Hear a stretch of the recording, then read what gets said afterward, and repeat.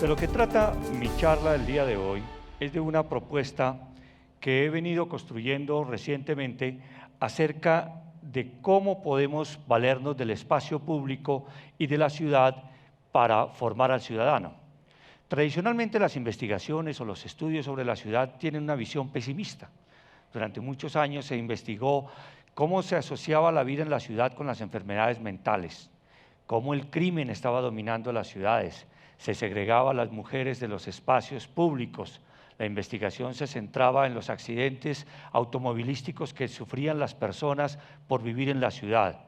La congestión, el ruido, el hacinamiento eran las características que dominaban la investigación en el campo de las ciencias sociales.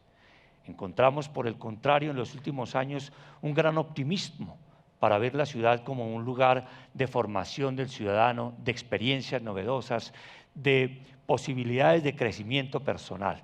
Es necesario adoptar una mirada optimista y gracias a esas miradas es que tenemos ciudades como Medellín que sirven de ejemplo para el mundo entero porque han tenido administradores y un pueblo que le ha apostado a la ciudad como un lugar de vida, como un lugar de encuentro donde las personas pueden tener una mejor calidad de vida. El propósito, como les digo, es proponer esta visión optimista sobre una idea acerca de cómo fomentar la cohesión social, sobre aquellos comportamientos que contribuyen a la convivencia entre personas y en particular en espacios públicos donde nuestras relaciones son principalmente entre extraños, entre desconocidos. Al hablar de cohesión social, nos estamos refiriendo al grado de consenso entre los miembros de un grupo social o percepción de pertenencia a un proyecto comunitario. La idea que voy a tratar de resumir en estos minutos es la de que es posible conseguir la cohesión social alrededor de una serie de comportamientos comunes y unas estrategias que van a contribuir a mejorar la calidad de vida de las personas. ¿Cómo entender el espacio público? El espacio público es una trama en la que se entrecruza la economía, la cultura, la planeación urbana, la búsqueda de la equidad, la estética, el género, el individualismo y la colectividad, la historia de la ciudad, pero también lo que nos quieren decir los arquitectos cuando diseñan sus edificios para que nosotros podamos leer eso como símbolos que transmiten parte de la historia cultural de un pueblo. Pero en el caso particular de esta charla, mi énfasis va a ser en cómo leer la ciudad en términos de aquellos comportamientos que hacen posible la vida en público, la vida entre extraños, como lo comenté anteriormente. De tal manera que es necesario aprender a leer las reglas que guían nuestro comportamiento y que contribuyen precisamente a esa cohesión social sobre una serie de comportamientos a los que denomino comportamientos urbanos responsables. Me refiero a los comportamientos urbanos responsables en la medida en que es por compartirlos que se hace posible convivir y que en la medida en que consigamos una cohesión social, ese consenso sobre qué es lo que debemos compartir, podremos vivir mejor, podemos vivir juntos. ¿Qué entender por comportamientos urbanos responsables? Pues son aquellos comportamientos que facilitan la convivencia entre personas. Algunos de ellos podrían ser la solidaridad. Solidaridad con quien está en dificultad, o las personas que están en dificultad. El ser solidarios entre nosotros contribuye a la cohesión social. Pero también tenemos que compartir una serie de actividades o comportamientos que tienen que ver con la higiene, como por ejemplo no orinar en los sitios públicos, no arrojar basura a los canales de agua, no escupir en las calles, taparse la boca al toser o al estornudar, no fumar en los lugares públicos, cuidar las zonas verdes de nuestra ciudad, proteger los humedales y en general buscar la participación de las personas en el cuidado del medio ambiente para poder garantizar la vida en el planeta para las próximas generaciones. Igualmente, ¿sí?, es importante que en el mantenimiento de la vida social podamos garantizar que no contaminemos el medio ambiente, por ejemplo, reciclando o no arrojando basuras al piso, ahorrando los servicios públicos que son necesarios para todos.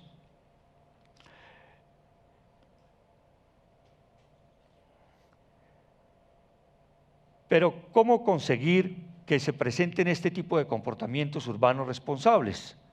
¿Qué debemos hacer nosotros para que las personas actuemos de manera mancomunada con un proyecto colectivo, un proyecto que nos garantice la cohesión social acerca de ese tipo de comportamientos?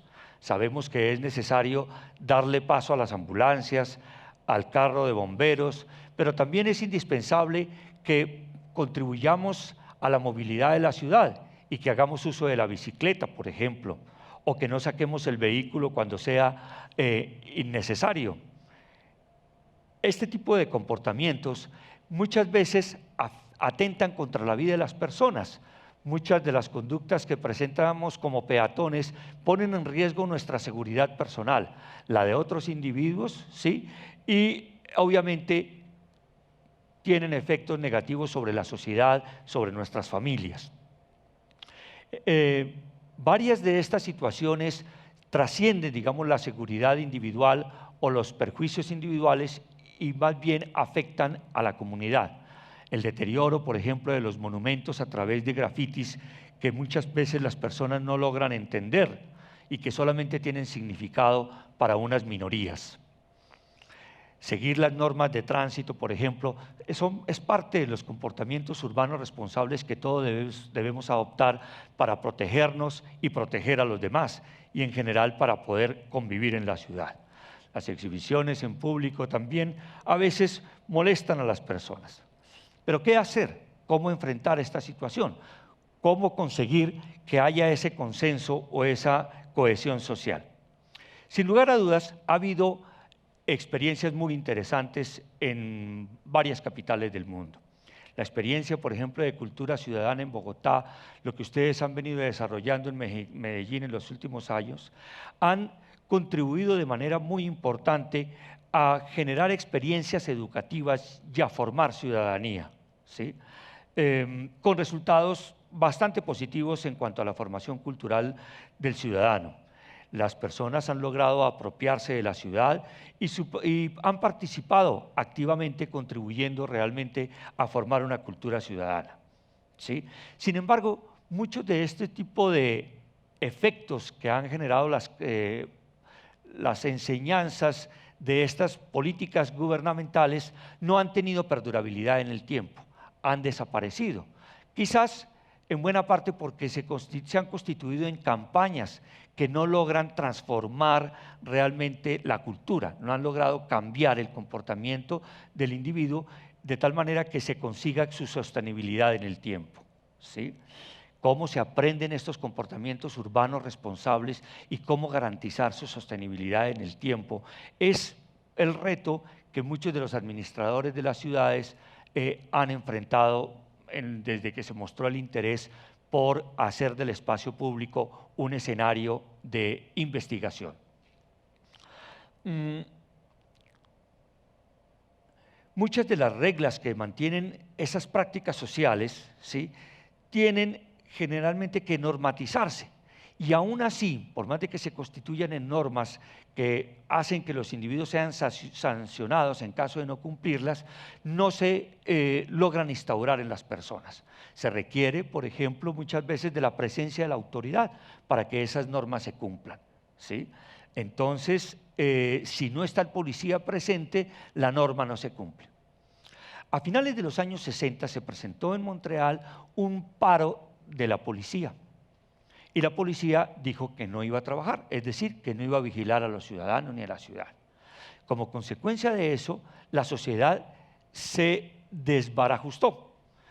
Un grupo de personas que estaban protestando decidieron quemar a unas limusinas, a una compañía de limusinas, porque les representaban una competencia desleal a los taxistas.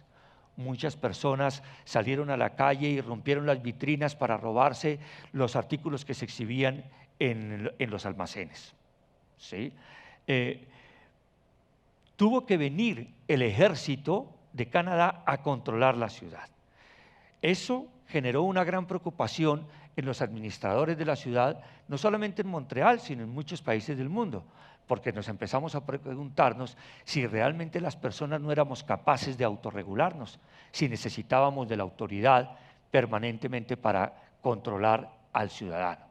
Es decir, ¿qué tanto de lo que nosotros considerábamos como buen comportamiento ciudadano no era una situación más que aparente en presencia de una autoridad que estaba dispuesta a castigarnos, llevarnos a la cárcel por el incumplimiento de esas reglas? Si no está el policía, se violan las normas y las reglas que hacen posible la convivencia entre las personas. En general, lo observamos en nuestras ciudades. Quizás menos en Medellín que en Bogotá, pero cuando el policía no está presente, entonces las personas se pasa el semáforo en rojo, el peatón cruza por debajo del puente peatonal, prendemos el equipo de sonido a alto volumen porque sabemos que la policía se va a demorar en llegar, ¿sí? Se pintan grafitis, por no mencionar algunos otros delitos realmente mayores, ¿sí? El problema se agrava cuando un ciudadano del común trata de llamarle la atención a alguien por presentar un comportamiento inadecuado.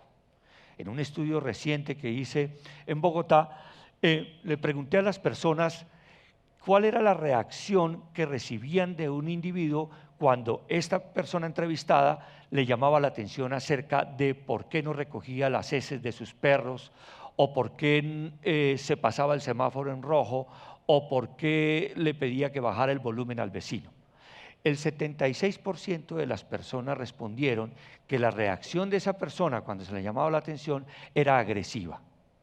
El 20% era indiferencia y un 8% aceptaba el llamado de atención. ¿Qué nos pasa? ¿Sí?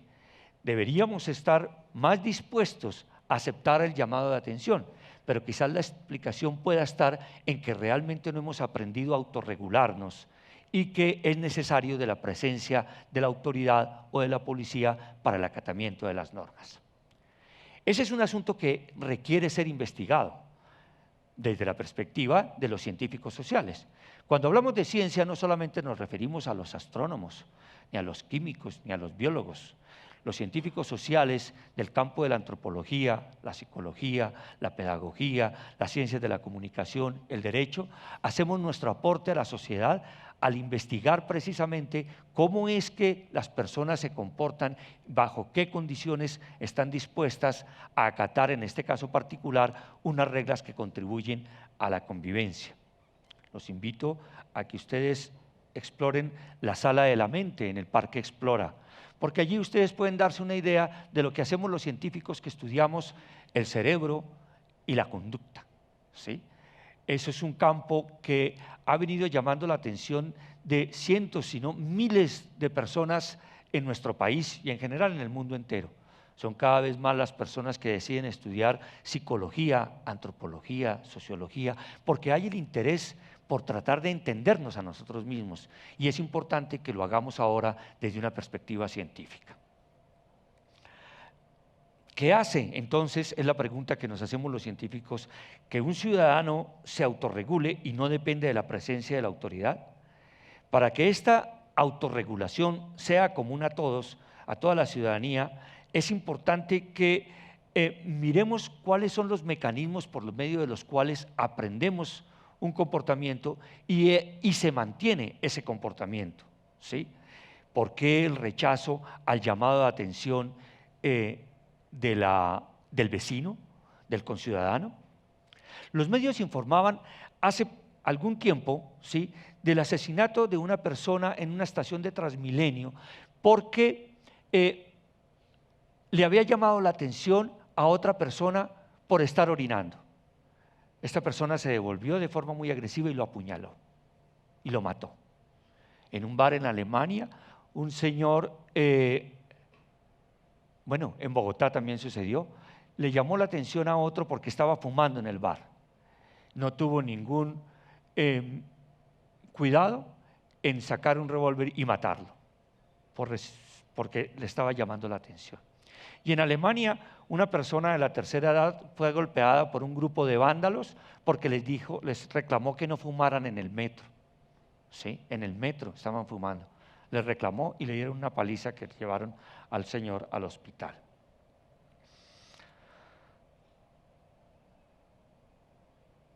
Es decir, resulta complicado llamarle la atención a otra persona por el cumplimiento de una norma que hace posible la convivencia, ¿sí?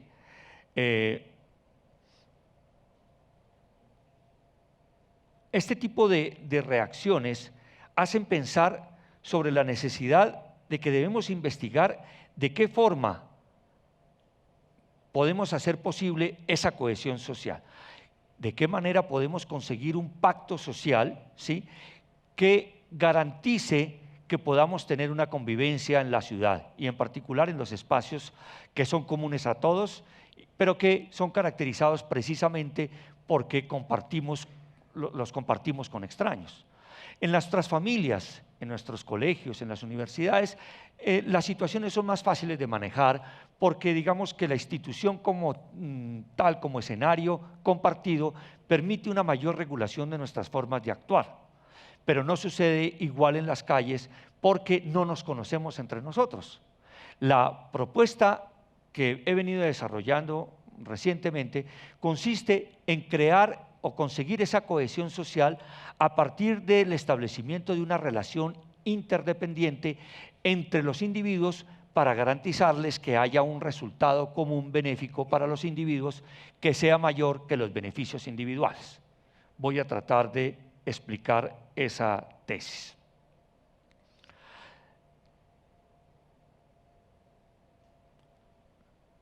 Tenemos claro que para poder tener una cohesión social o para poder compartir la vida en público es necesario compartir los comportamientos urbanos responsables. Pero ¿cómo buscar que las personas los adopten?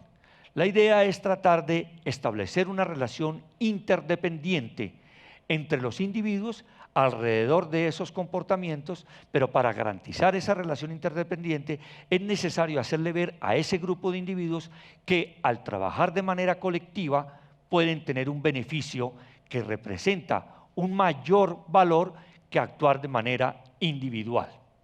En este caso, la propuesta está en buscar que haya una integración entre los individuos buscando un bien común, un bien colectivo.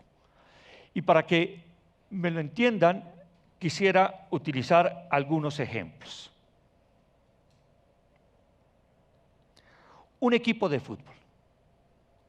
En un equipo de fútbol no puede haber individualismos, porque el equipo no gana. ¿Qué es lo que garantiza que el equipo sea exitoso? La acción interrelacionada entre los integrantes del equipo, asumiendo distintos roles o distintas funciones, ¿sí?, para poder conseguir el resultado final, que es ganar el partido. Entonces, habrá una persona en el arco defendiéndolo, habrá unas defensas que contribuirán a la posición del arquero, pero también habrá unos que actúan como mediocampos y otros en la delantera para buscar hacer los goles. El resultado final de la acción colectiva es ganar, es conseguir los goles, ¿sí? De eso se trata cuando hablo de la relación interdependiente buscando un beneficio colectivo. un beneficio común. El equipo de fútbol es un buen ejemplo, pero hay uno que quizás sea interesante para los que comparten la vida académica, y es el de los grupos de investigación en Colciencias. Como muy seguramente saben algunos académicos aquí presentes, el reto hoy día para los académicos es poder lograr posicionar sus grupos de investigación. ¿Y cómo hacemos para conseguir que el grupo quede clasificado en A o en B? Para ello es necesario que haya una acción colectiva entre los integrantes de ese grupo, el director del grupo de investigación, los colegas, los profesores, los estudiantes, porque entre todos tienen que diseñar proyectos de investigación, recoger datos, organizar la publicación, publicarla en alguna revista importante para que finalmente obtengan el puntaje necesario que les permite ser reconocidos como grupo A o como grupo B ante Colciencias. Veamos ejemplos más sencillos, pero que tienen que ver con la habitabilidad de nuestros lugares públicos. En la parte de atrás de algunos vehículos, ustedes habrán observado un letrero que dice: llame gratis al numeral 757, extensión tal. ¿Cómo conduzco? ¿Qué es lo que se está tratando de hacer con ese tipo de señales? Buscando precisamente una acción colectiva de forma mancomunada para que entre los ciudadanos nos regulemos y obtengamos un resultado final que nos beneficie a todos. Un beneficio al grupo, pero también un beneficio individual.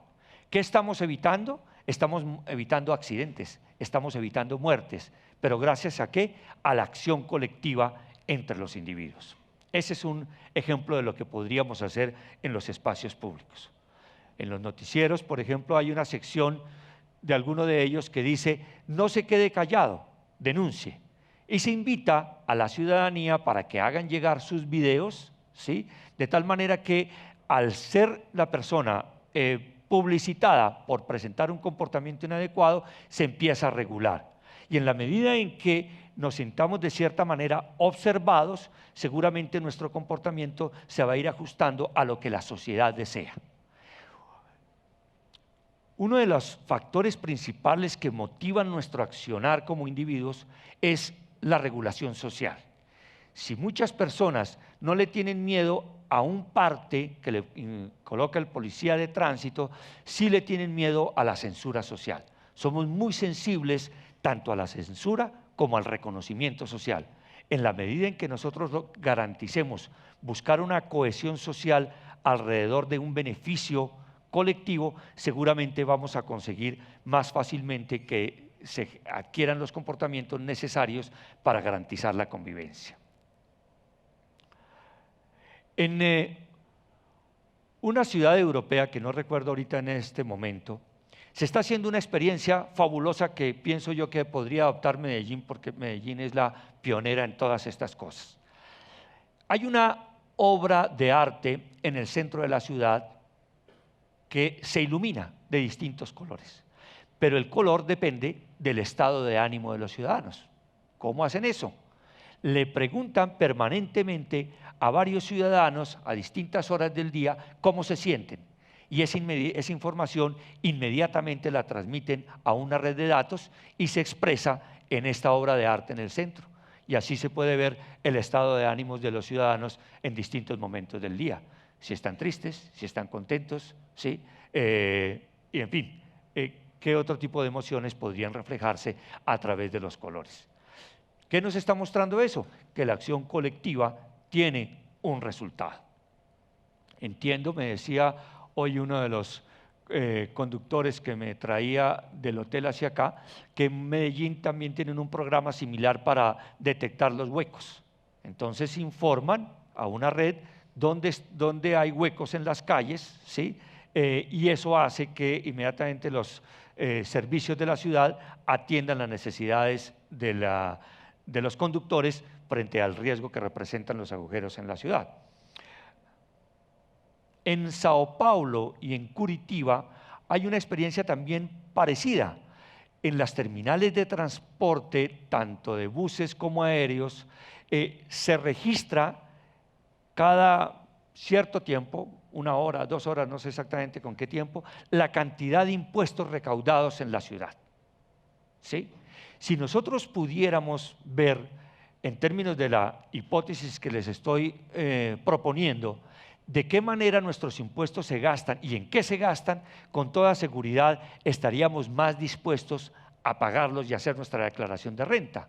¿No es verdad? Porque, en efecto, las ciudades dependen del pago de los impuestos, pero lo hacemos muchas veces de mala gana porque no vemos el resultado. No es el caso de su ciudad. En otras ciudades sí pasa lo mismo. Si nosotros pudiéramos ver de forma más evidente en qué se utilizan nuestros impuestos, con seguridad lo haríamos de mejor gana y le estaríamos diciendo al vecino: no olvide pagar sus impuestos, porque gracias al pago de los impuestos tenemos estos beneficios. Podemos tener más escuelas, podemos tener hospitales, podemos tener mejor el estado de las vías, etcétera, etcétera.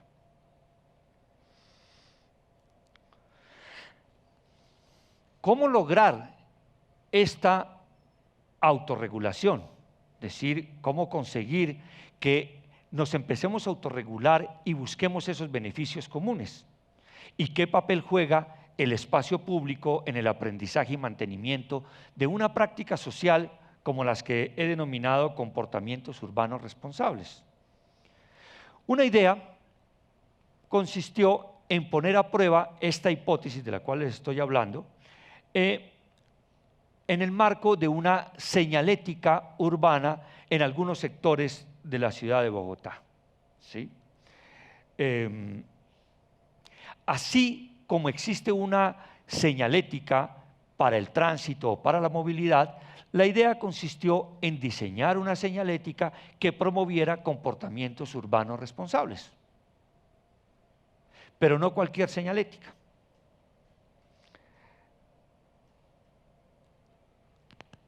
El trabajo lo realizamos alrededor de lo que denominamos el aprendizaje guiado por reglas. ¿Qué son las reglas? Las reglas son descripciones verbales que establecen una relación entre una ocasión, un comportamiento y una consecuencia. Nuestra mamá nos dice o nos decía: lávate las manos antes de pasar a la mesa para evitar que vayas a adquirir alguna infección. Ante la situación de ir a comer, debemos presentar un determinado comportamiento para evitar una consecuencia negativa. Eso es una regla. Y nuestra sociedad, o lo que nosotros hacemos en la escuela, es reproducir las reglas que deseamos que se incorporen en las formas de actuación de las personas para poder vivir en sociedad. ¿Sí? Una regla en un espacio puede ser: no fume en este lugar, estamos protegiendo la salud. Otra regla podría ser: démosle paso a la ambulancia para garantizar que la persona herida o enferma pueda llegar al hospital y pueda ser atendida.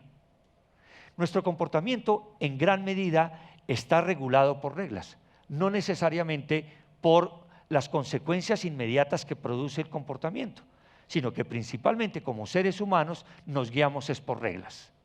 A nosotros no nos toca experimentar necesariamente todo lo malo para poder para poder presentar un comportamiento. No es necesario que nos atropelle un vehículo para aprender la regla de que debemos pasar por el puente peatonal o que debemos detener el vehículo en rojo. No es necesario que tengamos que sufrir las consecuencias de un accidente como estos para aprender la regla. Y gran parte de nuestra conducta está regulada precisamente por este tipo de reglas. ¿Sí? Entonces, la regla lo que hace es establecer la ocasión para que un comportamiento determinado tenga una consecuencia deseable para la sociedad.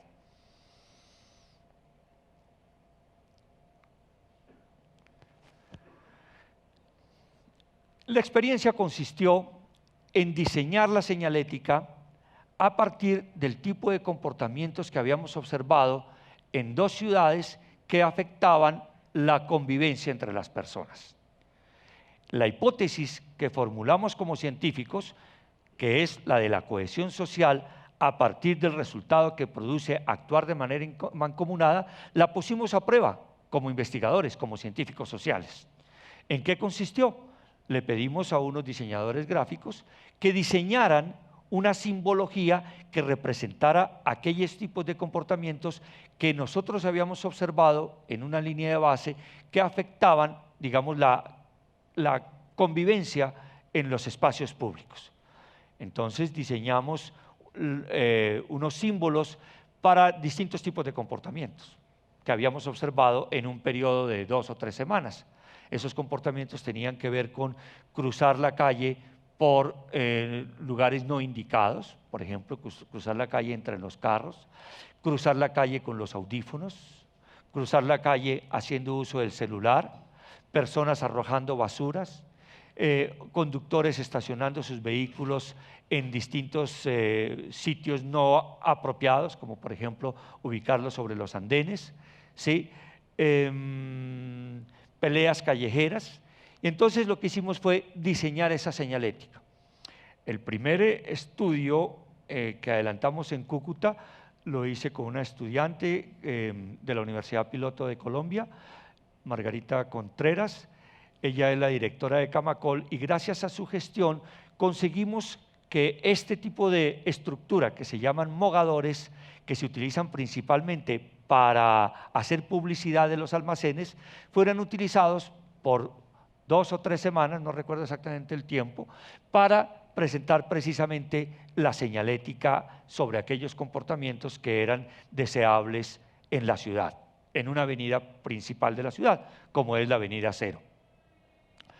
Pero tenía una característica esa señal que quizás no se alcanza a apreciar muy bien, y es que en la parte superior dice: reclama tu derecho al espacio público y acepta el llamado de atención del conciudadano. Si me han logrado seguir hasta el momento, entenderán que lo que se está diciendo con esa señal es que debemos actuar de forma mancomunada, de manera interdependiente, para garantizar un beneficio común. Pero también se está invitando a que la persona acepte el llamado de atención del conciudadano y no responda de forma agresiva o con indiferencia, como mostraban los estudios anteriores. Había otro elemento muy importante en la señalética, y es que se presentaba el número de individuos que durante la semana anterior no habían cruzado por el sitio indicado o habían cruzado haciendo uso de los audífonos o del celular mientras cruzaban la calle. Este tipo de señales,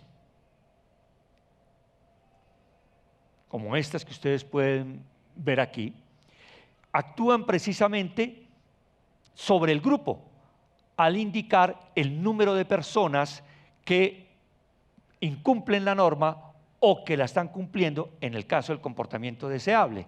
Ese es el tipo de consecuencias que buscábamos para garantizar que las personas pudieran entender que a través de la acción interdependiente entre ellos podía producir un resultado como es el de disminuir gradualmente el número de personas que presentaban un comportamiento inadecuado o por el contrario, que mostraban el comportamiento deseable socialmente.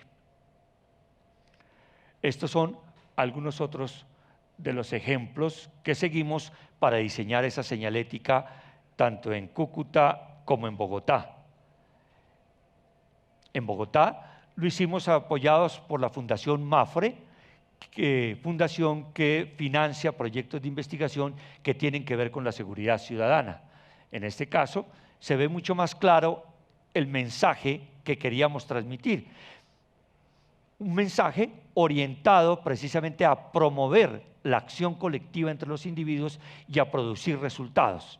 Entonces, aquí ustedes pueden ver que hay un mensaje que dice: al utilizar los espacios peatonales, facilito mi circulación y la de los ciclistas. Está hablando de cuál es el comportamiento deseable, cuáles son las consecuencias, y en la parte inferior la invitación a actuar de manera mancomunada. Animo al peatón a seguir las reglas de la movilidad, ¿sí? Entre todos salvamos vidas. Y en la parte final decía: acepte el llamado de atención del conciudadano. se colocaron señales de este tipo haciendo referencia a distintos tipos de comportamientos que habíamos observado que no contribuyen, como les decía, a la convivencia ciudadana.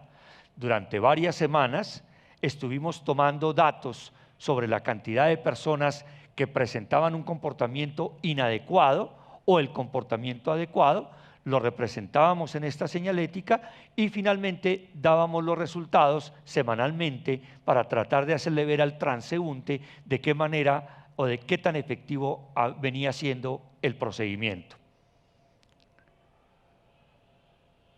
Este es otro ejemplo en la ciudad de Cúcuta, en Los Mogadores, ¿no? A poca distancia puede cruzar la calle de forma segura, evite accidentes. Y de nuevo, la invitación a seguir la regla, ¿sí? Buscando el reconocimiento social por presentar ese comportamiento.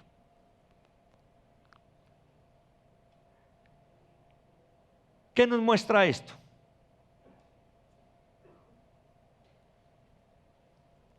Nos muestra que es posible hacer de la ciudad un lugar de aprendizaje, que es posible que las personas adquieran comportamientos y empiecen a autorregularse. La experiencia que adelantamos tanto en Cúcuta como en Bogotá y que bien podría ser acogida en Medellín, ¿sí? Está orientada precisamente a actuar en forma colectiva.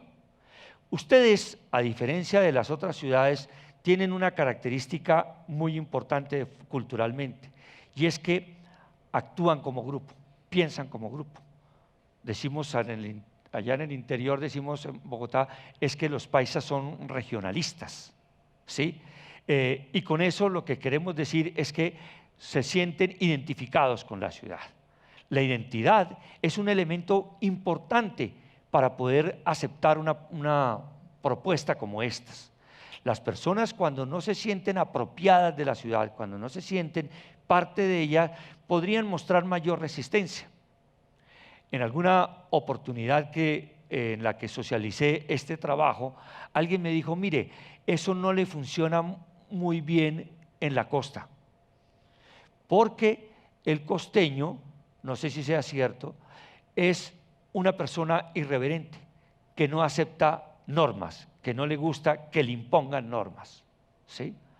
Y en otra conferencia, donde presenté la hipótesis, un profesor me dijo, mire, más que reglas, ¿sí? Lo que necesitamos es más ciudad.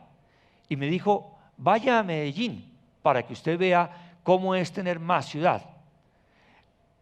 Me dejó muy inquieto la afirmación de mi colega, pero tuve la oportunidad de venir a Medellín al poco tiempo para el evento de ONU Habitat, ¿sí? Y quise utilizar el metro para ver cómo funcionaba el metro. Y me sorprendió ver la cantidad de información de educación ambiental que ustedes tienen y que seguramente garantiza el buen funcionamiento del sistema. El profesor estaba medianamente equivocado al decir que sin lugar a dudas, lo acepto, se necesita más ciudad, se necesita infraestructura, pero también se necesita educación. En Bogotá tuvimos esa experiencia hace algunos años. Tuvimos una gran inversión en infraestructura, pero las personas no estuvieron educadas para hacer uso apropiado de esa infraestructura y muchos de esos elementos se perdieron. De tal manera que contar con la identidad con la ciudad es una condición esencial para que uno pueda asimilar o aprender el conjunto de reglas que hacen posible la convivencia. En el diseño de esta relación social o de interdependencia entre los individuos para conseguir un beneficio común, ¿sí? En búsqueda de una cohesión social, alrededor de comportamientos urbanos responsables, se puede conseguir siempre y cuando esté apoyado, ¿sí? En el sistema educativo formal y no formal que tenga una ciudad. Es decir, este conjunto de reglas que contribuyen a la convivencia no puede estar en el vacío, sino que tiene que hacer parte integral del sistema educativo que tienen los ciudadanos. Es decir, tenemos que formar a las personas sobre la convivencia, alrededor de la convivencia. No basta con que demos conocimiento acerca de la física, la matemática, la literatura. Es importante también que formemos a los ciudadanos en la convivencia y, en efecto, aprovechar los distintos escenarios que existen para ello: la familia, la escuela, pero, como en este caso lo he venido planteando, el espacio público, la calle. El otro aspecto importante que es fundamental considerar en esta hipótesis o en este ejercicio es que la regla debe ser reconocida por todos y todas, para que podamos sentirnos seguros cuando tengamos que hacer el llamado de atención a un conciudadano. Tenemos que compartir la regla entre todos, ¿sí?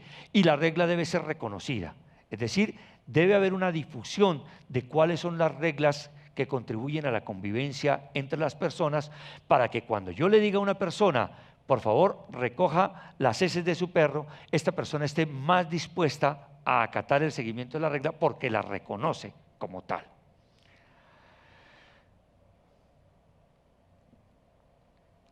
El otro aspecto importante para una propuesta como esta es que la difusión de la regla debería estar ubicada en el sitio donde se demande la regla, ¿sí? Si nosotros vamos a educar al ciudadano alrededor de estas formas de comportarnos en la ciudad, es importante que las reglas estén ubicadas en el sitio donde se demande, donde se exija el comportamiento o donde sea importante mostrar el comportamiento. Si nuestro interés está en que las personas hagan uso de los puentes peatonales, pues será importante que existan comandos o reglas que digan qué es lo que debemos hacer y cuál es el beneficio tanto individual como social por presentar ese tipo de comportamiento. De tal manera que, al igual que existen las reglas para la movilidad en la ciudad, deberían existir en la ciudad una señalética como la que hemos venido explorando en Cúcuta y en Bogotá, que promueva el comportamiento cívico, hacer del espacio público un espacio cívico de formación del ciudadano. Por otra parte, es indispensable resaltar los beneficios tanto individuales como sociales por actuar en cohesión social. Para que una estrategia como esta funcione, debemos estar dispuestos a mostrarle a los ciudadanos que actuar de forma mancomunada, de forma interdependiente, produce resultados y que esos resultados nos benefician a nosotros como individuos. Para que podamos actuar en cohesión social, es fundamental que los beneficios sociales sean mayores que los individuales. Para ello es importante hacerle ver a las personas que es más importante salvar la vida de otra persona, ¿sí?, cuando tratamos de pasarnos un semáforo en rojo, que el beneficio que obtenemos por pasar rápido la calle. Eso es fundamental para poder hablar de cohesión social. Hacer entenderle al ciudadano que obtiene beneficios individuales cuando actúa de manera interdependiente, cuando actúa en solidaridad con otros.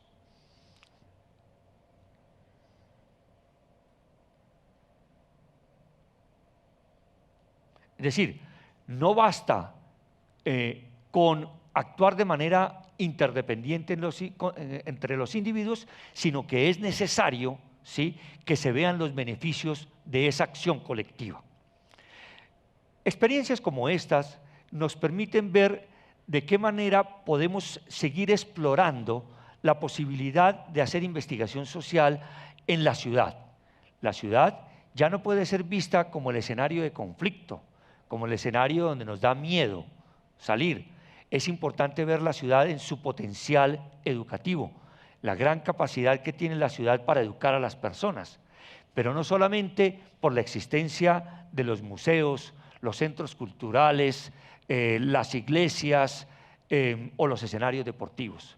El espacio público es un escenario por excelencia para la formación de las personas, porque es allí donde precisamente aprendemos las reglas de convivencia, las normas que nos hacen posible la vida en público.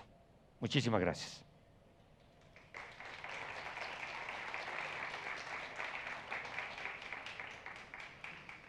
Si tienen preguntas o comentarios, con el mayor gusto podré atenderlos.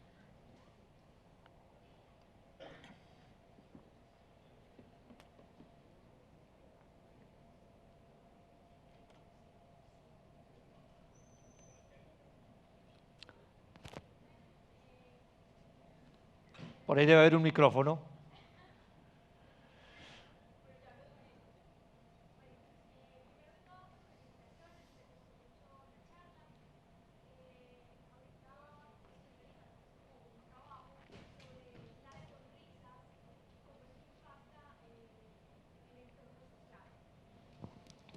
Aló, ¿repito o ya se Repite, entendió? repite para que todos escuchemos bien. Primero, felicitaciones, me gustó mucho la charla. Actualmente estoy realizando un trabajo universitario que tiene que ver cómo las sonrisas impactan el entorno social. Pues hablamos bastante en esta charla de la norma y de la buena convivencia. Sin embargo, me quedo pensando que pues como la buena actitud como tal no es algo que se pueda imponer. Yo puedo a partir de todas estas señales éticas imponer pues proponer ciertas cosas que van muy ligadas a la norma. Sin embargo, un buenos días, una sonrisa, un pase usted, es algo que nace directamente desde las personas y una norma jamás me va a decir eso. Sin embargo, es algo que como tal haría de todos nosotros una sociedad más unida y más una sociedad mejor. Y creo que también tiene que ver con la propuesta de esta charla. ¿Cómo se podría llegar a eso? Me parece muy interesante tu proyecto, pero la idea principal de la conferencia es tratar de ver que es a través de la acción colectiva que uno puede conseguir tanto beneficios individuales como sociales. No comparto la idea de que a uno le salga de adentro nada. La acción de los individuos depende de las consecuencias que producen el ambiente. Y lo que se trata es no de regular en el sentido normativo el comportamiento de los individuos, sino hacerles ver que pueden conseguir beneficios si actúan de esta manera. Si yo digo buenos días y obtengo una respuesta de las personas, muy probablemente mi comportamiento se mantenga. Pero si yo digo buenos días y me responden con una mala palabra o con mala cara, mi comportamiento se va a extinguir. De tal manera que lo que se busca es precisamente no normatizarlo en términos legales, sino en términos de la regulación entre los individuos. Esto precisamente no tiene nada que ver, o mejor, apenas de forma indirecta, con las normas. Las normas, decía yo, son mecanismos mediante los cuales la sociedad trata de imponer, ahí sí, de imponer ciertas formas de actuación porque no han funcionado otras. Esta es una propuesta diferente. Esta es una propuesta en la que son los individuos, no las instituciones, no es el gobierno el que busca regular la conducta, sino es el ejercicio de cohesión social, buscando un beneficio colectivo. Lo de la sonrisa me parece muy interesante. Tendrás que ver cuál va a ser la consecuencia por sonreír y ver si eso produce beneficios en el grupo social. En la medida en que produzca beneficios, vas a garantizar que el comportamiento de saludar o de sonreír se va a mantener. Muchas gracias. Gracias.